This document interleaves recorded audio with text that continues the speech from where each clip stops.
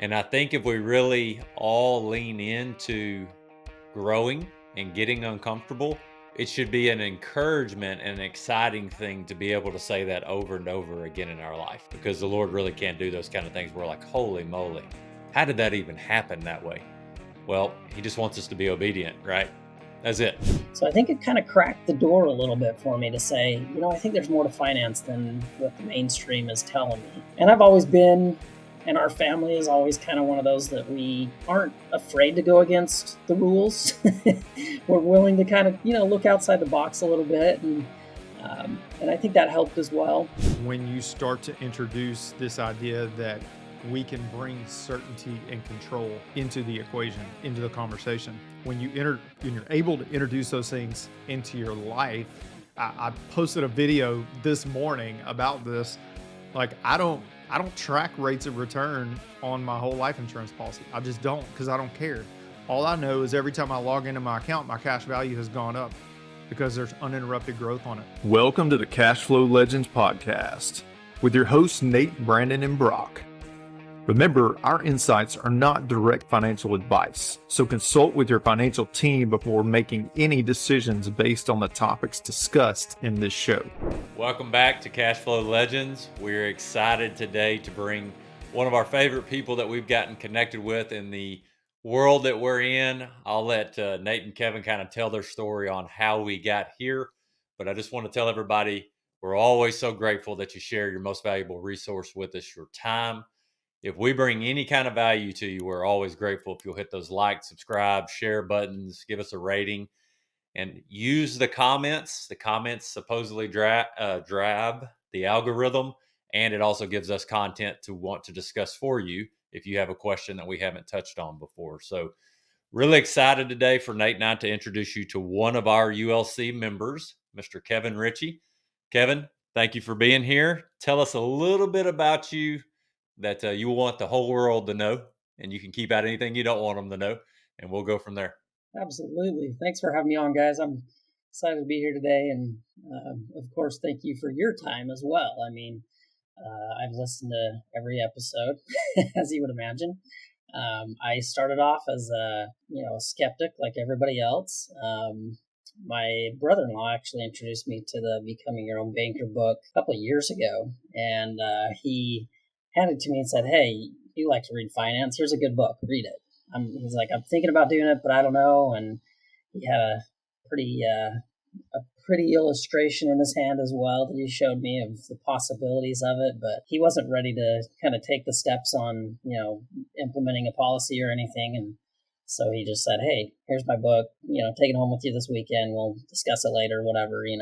So I read through the book a couple times and thought about it and decided, there might be something more to this. So I did what any other good student or analyst, I'm a business analyst by trade, does, and I started to analyze and read and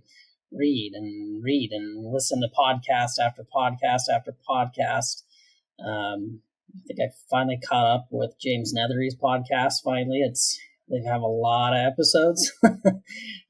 So listen to everything I can listen to, read everything I could read. I connected with Nate on Twitter probably a couple of years ago now, and just kind of followed him and, listen to what he had to say, tidbits. I actually, something with the Twitter algorithm led me to Nate, because I just typed in infinite banking or something like that, trying to find people that were in that space to just kind of listen and, learn more. So we did that, and I was following Nate for a while, and then I think it was, I can't remember what the time frame was, but Nate gave away your guys' Ultimate Shift, or the Holy Shift 2.0 course, and I thought, I think it was a good time for me to, really dive into some more of the mechanics of it. So I jumped on that course. I think I finished it the same day I signed up.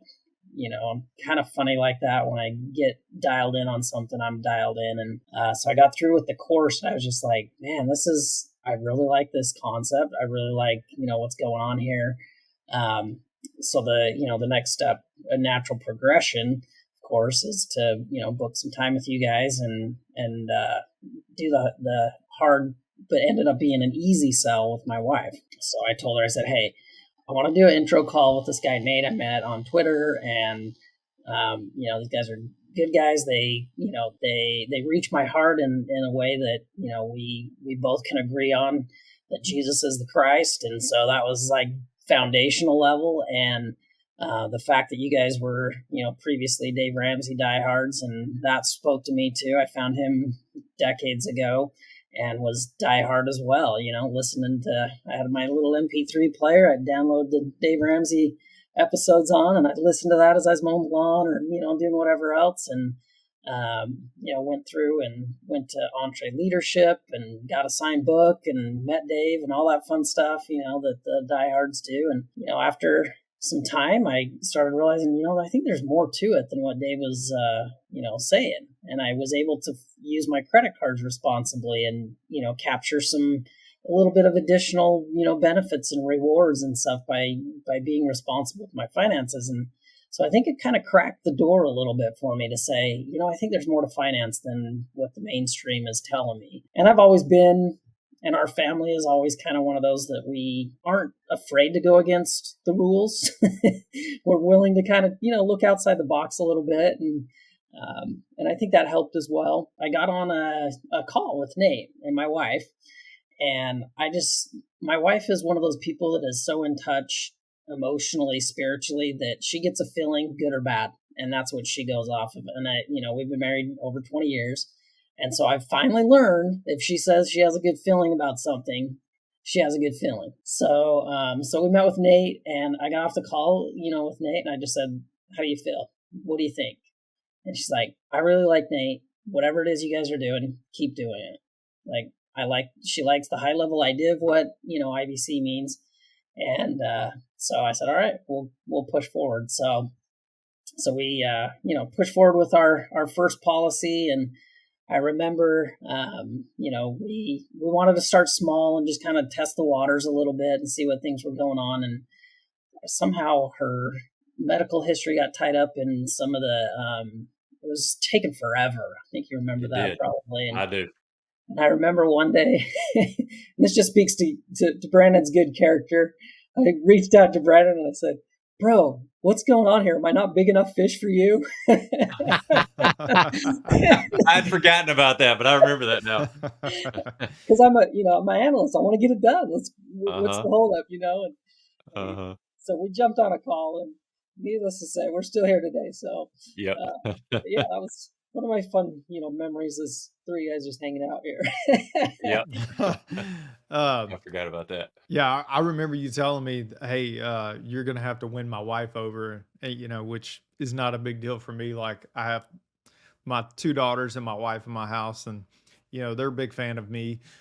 So, I'm good with the ladies, so to speak, at least the ladies in my house, for the most part. So I wasn't too concerned about having to win your wife over. But, the reality is, we just show up and we are who we are. And if people like that, that's great. But if they don't, that's okay too.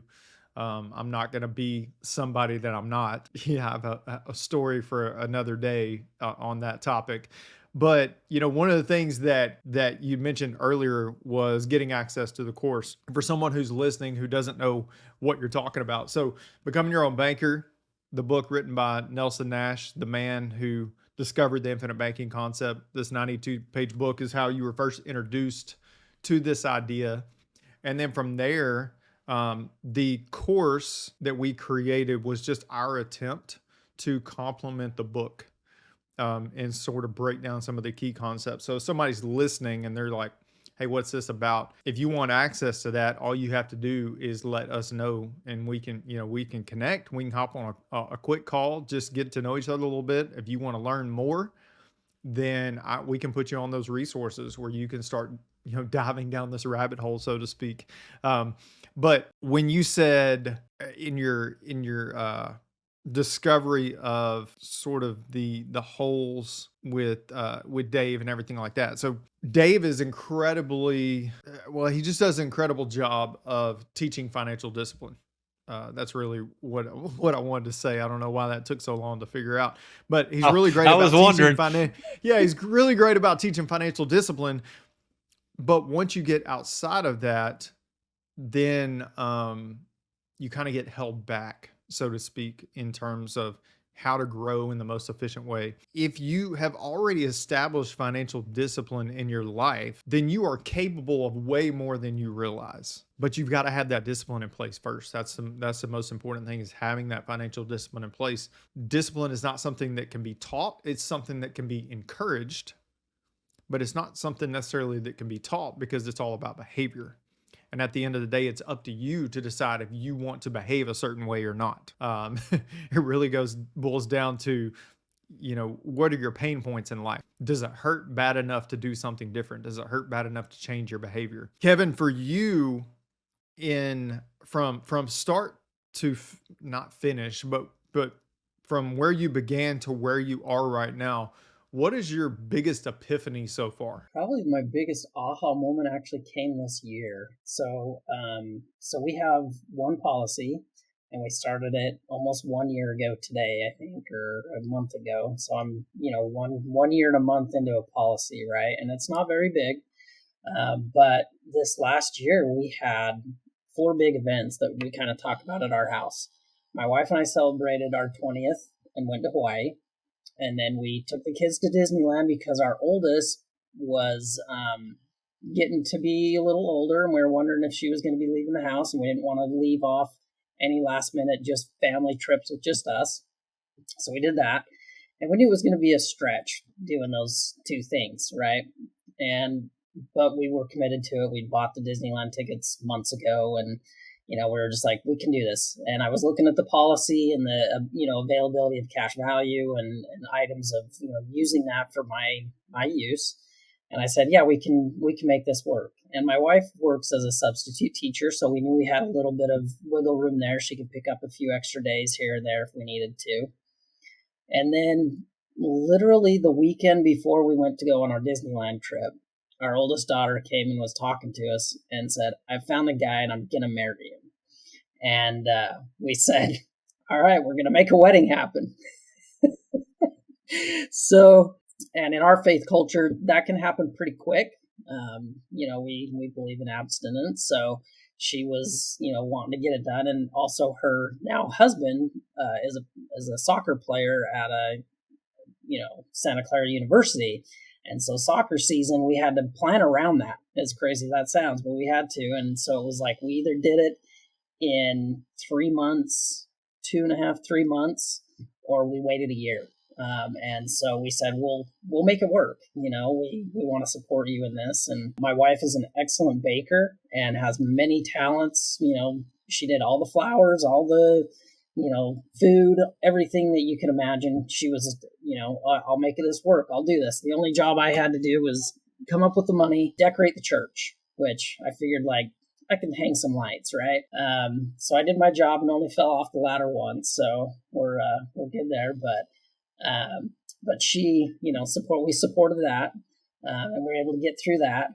And then we had, amidst all of this going on, pretty nice, hefty tax bill, not realizing that, our oldest 2 were going from the kind of $1,500 to $500 deduction. And so it was like, a big tax bill too. But the piece that an IBC policy has given me throughout all of this, just from a financial perspective, has been just pretty huge. And being able to look at that and say, I have more wiggle room than I thought I had because of the policy and the availability to go in and tap into that loan when I need it. And I think even more so, pay it back when I can and have a plan to do that. And I think that, something, Nate, you said a second ago with regards to what Dave Ramsey does well is teaching financial discipline. And I think had I not gone through that process of living on the beans and rice and, tracking every cent I make and telling it where to go and, going through all that process to learn that financial discipline, I don't think I would be where I'm at today of being able to look at larger lumps of money and saying, okay, I can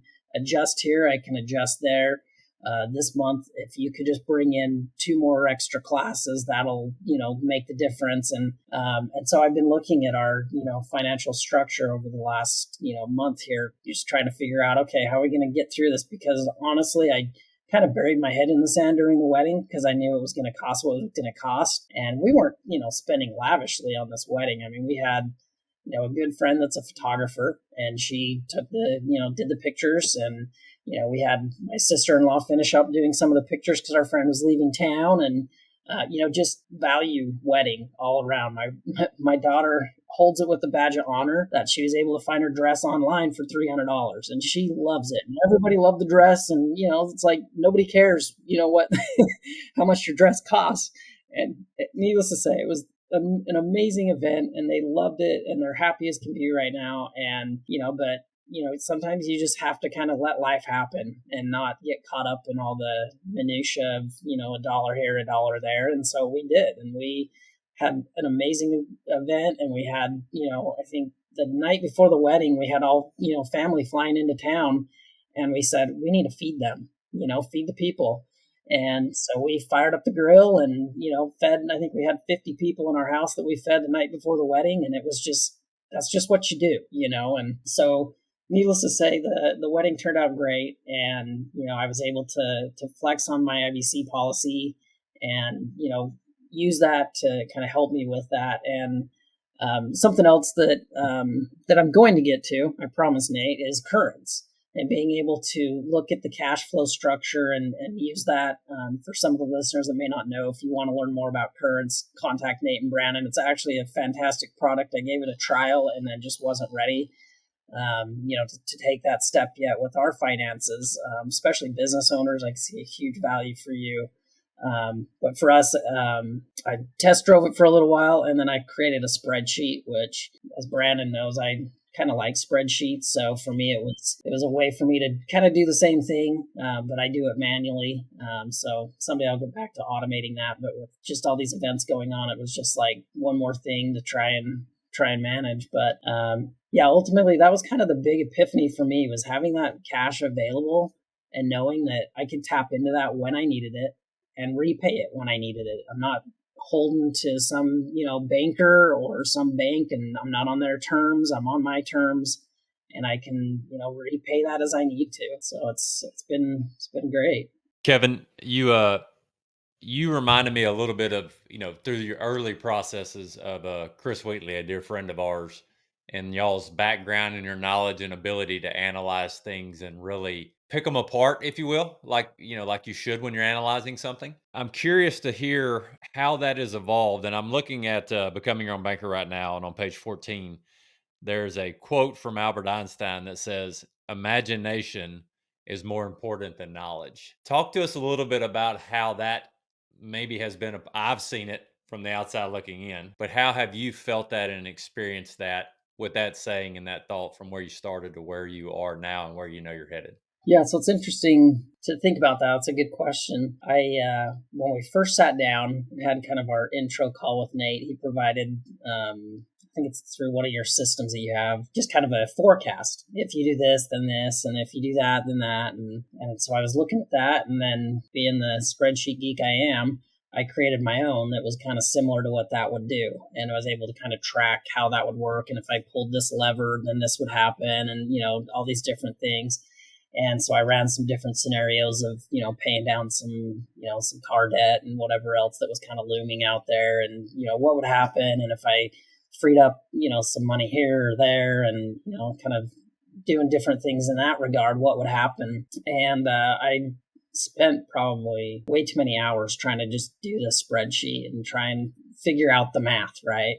And how does the math work, and how is it that I can, better the financial situation if I do this or do that? And I think I got it pretty close to what the system can do. I think within about maybe a month of having my policy, I don't think I've looked at the spreadsheet since. You can go through the math all you want, and you can look at the math, and you can look at the numbers, and you can analyze how it's going to work. I think that ultimately like you said, your imagination of how this can work is more valuable than the math behind it. And it's a really interesting concept that I didn't expect kind of coming in, was to see how I can take and borrow my money, use it in a way that works for us, pay it back, and then still have it again to use. And it's just kind of one of those things that I think a lot of people get held up in the rate of return and the how much am I going to make if I do that. I had another brother-in-law. We were kind of talking about this over dinner one night with my brother-in-law that introduced me to the concept, and one of our other brother-in-laws was sitting there at the table, and he's a financial guy, has an MBA, and we started kind of talking about it. He pulls up his computer and starts creating a spreadsheet for rate of return. And I just kind of was like, it's not really about the rate of return for me. There's so many other aspects to it. Nate says it so perfectly. It's efficiency, it's control, it's liquidity. Like if you get caught up in just the rate of return on this dollar in there, you're missing the point of where the value is in this whole thing. You've got to look past that and realize that there's a value in having your money somewhere that grows no matter what you do. Maybe it's not a massive 12% growth as they claim, but there is a growth there that is going to grow forever. And our little baby policy that we have, and it's pretty small for right now. We're looking to expand here soon, but even just looking at that one policy, within 20, 30, 40 years is a pretty amazing, thing to look at. And the fact that along the way, I can continue to use this to fund life, to fund, cars, college, whatever it is that we decide to do with that. And that's, another thing that I love. It's what I decide, my imagination is right there. If I want to go invest in a course for myself, I've got a policy. I can go take a loan and go do this, go take a training and figure something out that may improve my business or whatever else is going on. And it's really limitless on what you can do. I think Nelson talks about that a lot too in the book. What's the rate of return on different things that you didn't expect to happen in your life, but because you have a pile of money sitting there, you can take and use that to go get a return on that maybe, you do one good deal off something like that, how many times over does that repay you from, the 12% you're going to make in the market? You mentioned a couple of things that reminded me people get hung up on certain aspects of whole life insurance. One of the things that holds people back, as you mentioned, is rate of return. Rate of return is a comparison game because typically you're basing your rate of return and what you're chasing off of what somebody else is getting somewhere else.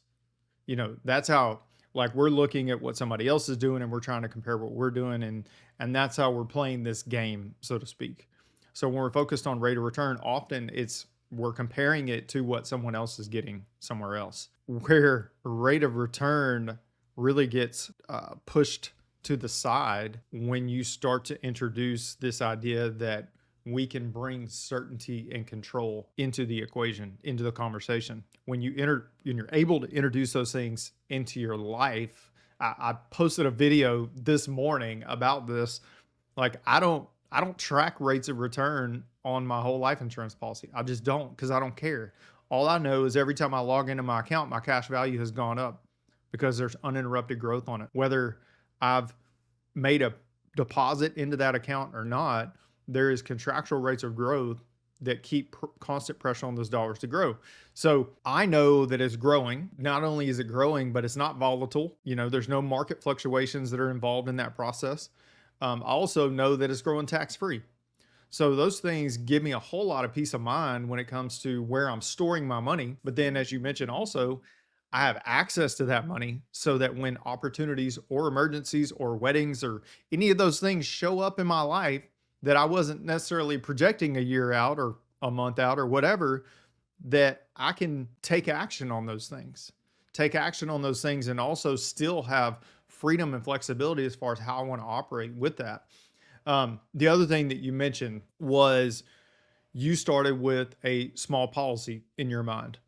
And that's an important thing for people to understand. There's a lot of people who get hung up on, I don't have enough money to get started. Well, are you an expert in this? Because we are. And sometimes when you don't think you have money to get started, you actually do, because you can start where you can start.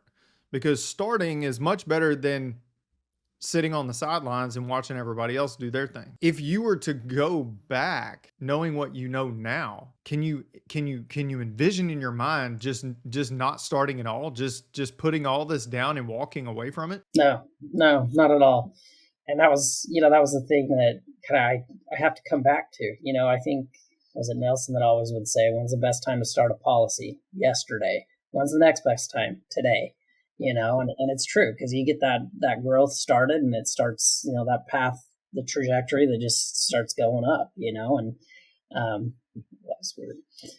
So yeah, I mean, looking back, I'm just glad that I started, and it's taken me down a whole other path that I don't know if it's appropriate for this podcast at this time, as to where I'm at now with our Trellis and Vine group. Yeah, go ahead. That's another thing that has kind of brought me into something else that I would have never dreamed possible. And, just starting with that one little policy has kind of rippled effect where I'm at now with what I'm doing. Just for a little background, I guess, for the listener's sake, I started my policies, and I continue to listen and digest everything that Nate and Brandon put out. That's just kind of how I am. When I'm in, I'm in. I'm bought into Nate and Brandon. I feel like they're my brothers that I've never physically met or hugged, which is, like, what the heck, man? This is crazy. Yeah. And even my kids around the house will, Dad, who's your best friends? Well, I got so and so and so, and Nate and Brandon, and they're like, oh yeah, we know Nate and Brandon. Like, my kids know you by name. Anyway, so that's awesome. so I was listening in on one of the podcasts or a live event or something, and Brandon said something that I'll never forget. Was just, we love what we do because we get to talk to people we like to talk to. Like, we just love it. And at that moment, I think maybe a week or two before, you'd said something about the Trellis and Vine group, and I was just kind of mulling it over a little bit. And then, you had said that, and God struck me and said, you need to do this, right? And I was just like, all right, whatever. I try and do what I can. When he tells me to do something, I try and do it the best I can. And so I sent Brandon and Nate a text and said, sign me up, let's do it. Whatever it is. I didn't even know what it was.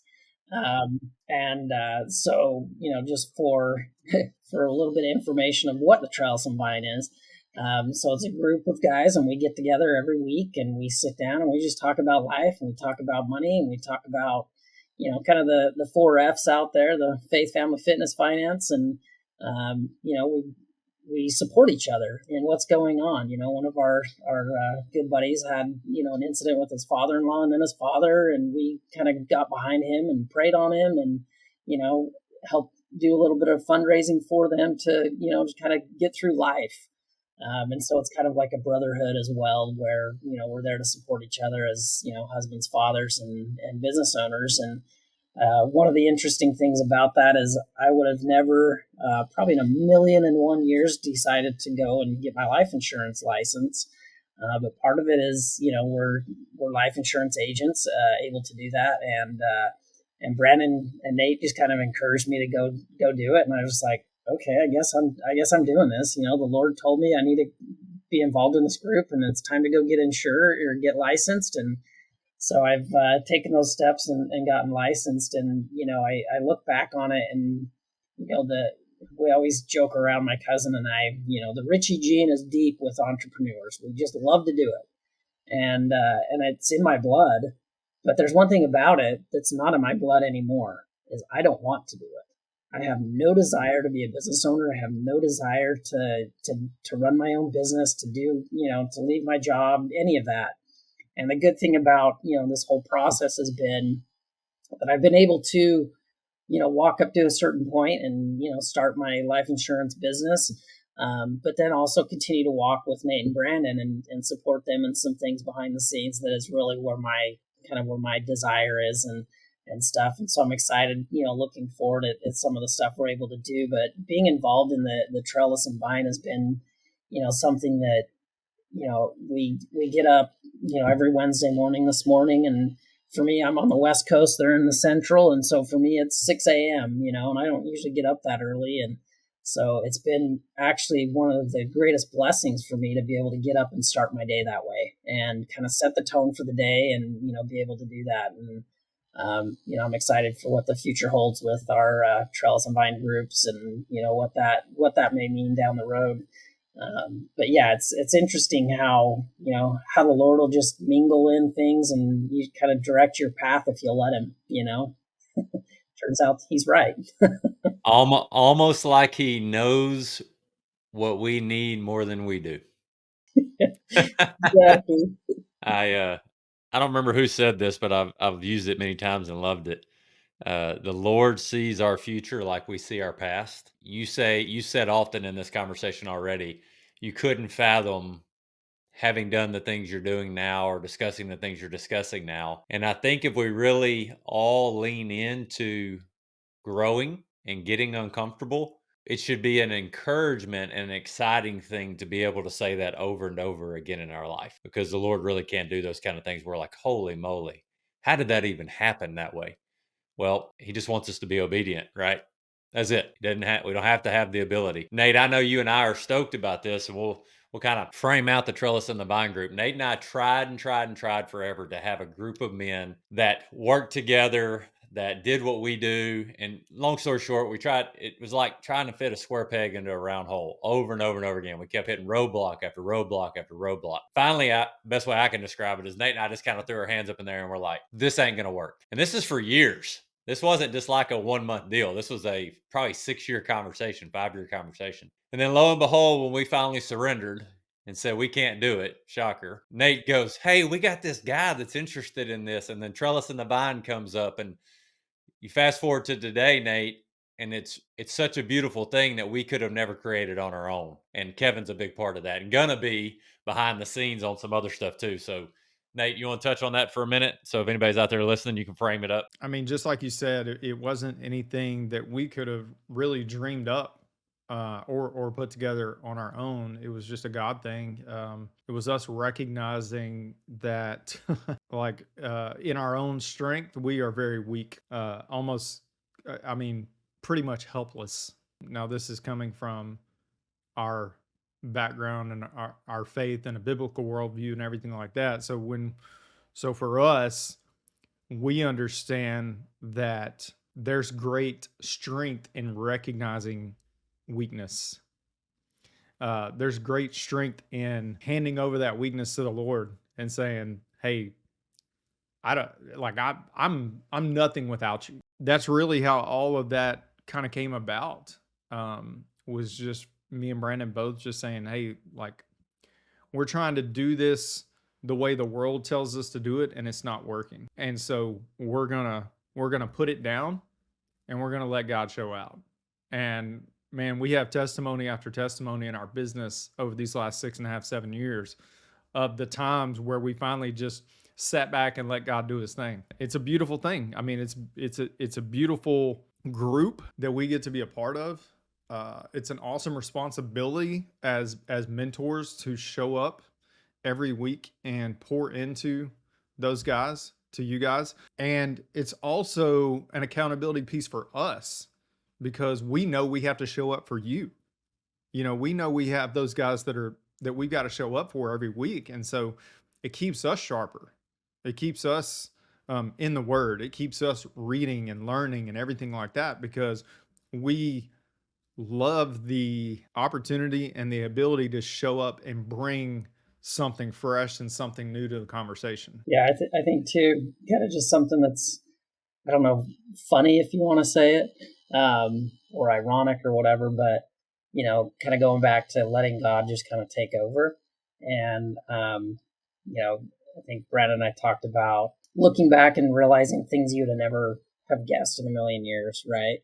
And I think it's pretty fun in a way too, that we have different religious beliefs, but ultimately we have the one factor that's the same. All of us believe in Christ as our Savior, and we have a Catholic, a Mormon, and a couple of evangelical guys, and it's just like we don't care. We throw all that out the window. We get together and we love each other, and we keep that that base belief is the important part. And I think that like I said, looking back a year ago or so, I would have never thought, I'm in a group every Wednesday. I get up at 6 a.m. and I get on a conference call with these guys that are different parts of the states to begin with as well. So it's just like, it's been such a blessing in my life to just know I can come and pour out and receive as well. There's, I know there's been certain days I can remember a few where I just was like, I don't want to get up. I don't want to do this today. Just my heart wasn't in it in the right spot, but then I just still did because I was accountable to be there. And I got up and I was present, and I got done with the call and was like, I needed that today, and it's just amazing. Like you said, when you give up your will to his and just let it happen, things, amazing things happen. And I think we've been able to experience that over the last while doing this. You just exhibited the condition of my heart for where I think the Lord put Trellis and the Vine as the name of this group. So for everybody knows what a trellis and a vine is. Well, that comes from the premise of discipleship. And the only way that disciples can be made is for disciples to be willing to disciple others and allow that vine to spread and then become a new trellis, because that's where it becomes most impactful. Back to Nate's point about our weaknesses, the opportunity to show up when we are in our weakest is when God shows out the most, because of how he's pruning us to give up control.